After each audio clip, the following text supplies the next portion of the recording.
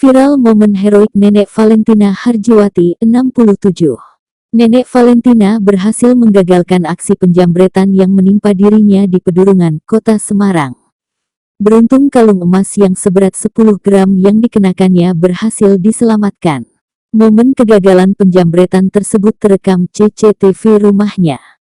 Aksi kejahatan tersebut terjadi di Jalan Arya Mukti Timur, RT 6 RW 4 Pedurungan Lor, Kecamatan Pedurungan atau persis di depan rumah korban, Sabtu tanggal 11 November tahun 2023, sekira pukul 8.25 waktu Indonesia Barat. Pensiunan PNS ini mengaku kejadian nahas yang menimpanya berawal dari kedatangan seorang pria bertubuh besar naik motor Vario tanpa plat nomor dari arah barat.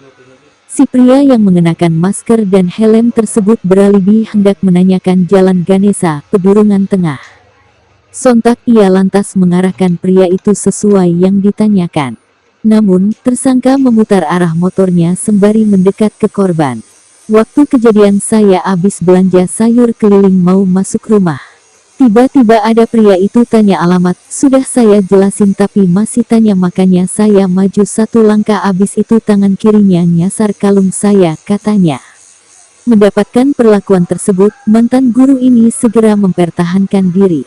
Kendati tak ada kerugian materi, korban tetap melaporkan kasus itu ke pihak kepolisian.